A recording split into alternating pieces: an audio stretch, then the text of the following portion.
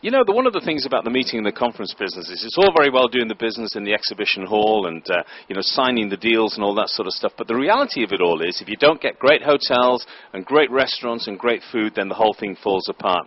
So what we decided to do this afternoon was take a bit of a stroll down through the Crown and actually come to a restaurant which is called Nobu, which is very famous internationally, and there's several around the world.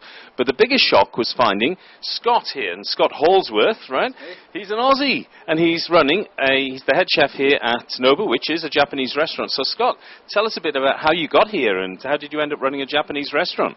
Yeah, well, I started with Nobu London it's about 6.5 years ago now, and I grew through the ranks there in London, and to the point where I was the head chef of Nobu in Park Lane. And now, obviously, this opening in Australia, it was a good chance to come back and give it a go out here. So, where are you from in Australia? Western Australia, a small town called Collie, little coal mining town. Well, I mean, what are they thinking, Collie, that you're running a Japanese restaurant? There must be a sort of a surprise thinking you should be cooking fish and chips and not, doing sushi and sashimi. Yeah, I don't think they've heard of Japanese yet. I think it's there's a lot of Chinese restaurants there. Yeah, I bet there are. Well, tell me, in terms of the tourism business and so on, I mean, you get a lot of people coming into your restaurant here who are in small groups and incentives and all that sort of stuff. What are they looking for, and what do you provide them, and what's the exclusive stuff that you offer? Most people coming at the moment are still coming for the first time to Nobu, so we're giving them all the classics. They're expecting something a little bit more exciting than the traditional Japanese menu, the stuff that you see everywhere, the teppanyaki and so on. So they want to see something a bit more exciting, which is what Nobu tries to do. They provide a modern twist on Japanese food with his little Peruvian influence as well. So that's what we attempt to do, and we are able to do. So did you say Peruvian influence? Tell me a bit about that. Yeah, so Nobu lived in Peru for quite some time. He had a restaurant there, and he took a lot of influence there. It lends very, very well to the Japanese as well, since they have some raw fish dishes like the ceviche, slightly cooked, and then the tiradito, which is another classic dish that Nobu's made famous but comes from Peru. So yeah, they're his main influence. Also gives us that license to use coriander and chilies and with our sashimi, which is not the done thing really. No.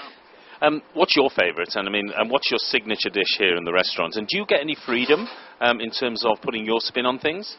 Yeah, in terms of freedom, yeah, absolutely. Nobu gives us a chance to do that. Definitely working with local products, using his sort of flavours and the way he thinks about food. That's what we do, and we've already got a couple on the menu, a couple of local things. Moreton Bay bugs, for example, there's no other Nobu using those, and we're selling tons of it at the moment. So, but in terms of signature dishes, the black cod, of course, everybody's coming in for that, or the yellowtail jalapeno. I mean, I have to say they are pretty good, and I would eat them every time I come in, for sure. And we were very fortunate in having dinner here last night, and I've got to say it was absolutely superb. So if somebody wants to find out more about Nobu, there's a website, is there? Absolutely, www.noburestaurants.com. Or do a search in restaurant reviews. Yep. There's plenty of sites doing that. Brilliant. Okay, well, are you looking forward to a busy night again tonight? Absolutely, yeah. So pretty full, or? Yeah, full, absolutely full. Okay. Well, thank you for your time. And look, AIME is a big event, obviously, for Melbourne, and it's significant in terms of attracting business to all sorts of people, including retail and the stores downtown and so on. But it's a great restaurant, and guys, if you got some time, come on down to Nobu and have what I can tell you is the best Japanese I've ever had. So thank you for your time, really appreciate it, and good luck with the restaurant as it continues. Thank you. Pleasure. Very welcome.